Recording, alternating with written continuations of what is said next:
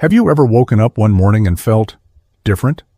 Not just tired or stiff, but like something deep inside you shifted? What if that feeling wasn't random at all, but a quiet sign that your final chapter may be closer than you think? Now hold on, I'm not here to scare you, but I am here to talk about 5 subtle, almost invisible signs that could indicate you're in your final year. These aren't the usual aches and pains you hear about. These are warnings we often brush off until it's too late. Stay with me, because missing even one of these could mean the difference between awareness and regret. Let's start with a strange one, a sudden withdrawal from social life. You used to love that weekly card game or Sunday brunch, but now the thought of it feels exhausting. You might tell yourself, I'm just not in the mood. But research shows this kind of quiet isolation is often a subconscious signal the body sends when it's winding down. Your inner world starts preparing for detachment long before the body gives out. Now, I know what you're thinking. I just like my peace and quiet. Fair enough, but ask yourself, has your joy and connection started to fade, or is it just taking a back seat? There's a difference, and it matters. This leads to our second sign, a sudden surge of clarity or nostalgia. People often report a sharp increase in vivid memories, particularly from childhood. It's as if your mind is curating a highlight reel. You might find yourself daydreaming, lost in the past, even feeling an urgent need to reach out and mend old relationships. It's not just reminiscing, it's reconciliation. Your mind is closing loops. Speaking of closure, have you ever experienced that moment when you walk into a room and forget why you're there, and then it keeps happening? I'm not talking about casual forgetfulness.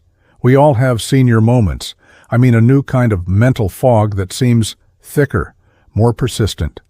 That's the third sign, a cognitive shift that feels like your thoughts are coming slower or from farther away.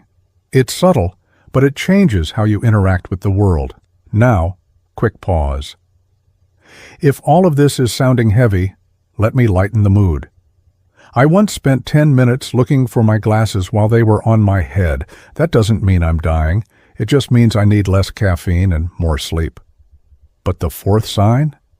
This one gets overlooked constantly, an unshakable fatigue.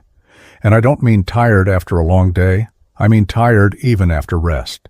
A kind of bone-deep exhaustion that feels different. When energy doesn't return, when your body's recovery process starts to fail you, that's a sign the internal systems are slowing down. The engine isn't broken, but it's not revving the way it used to. And here's where it gets serious. Sign number 5. A strange piece about the idea of death. Not fear, not resistance, just acceptance. This doesn't mean you've given up, quite the opposite. It often means your body and mind have come to terms with something even you may not consciously realize yet. Many hospice workers note this shift. It's almost spiritual. So where does that leave you? Here's the twist. Recognizing these signs isn't about surrender. It's about awareness. And awareness gives you power. Power to live more intentionally, to say what needs to be said, to savor what still brings joy. You made it this far, and you're still here, which means there's still time. Maybe not much, or maybe more than you think. That's the cliffhanger, isn't it? We never really know. But here's what you can know. What you do next matters. And if you're serious about protecting your remaining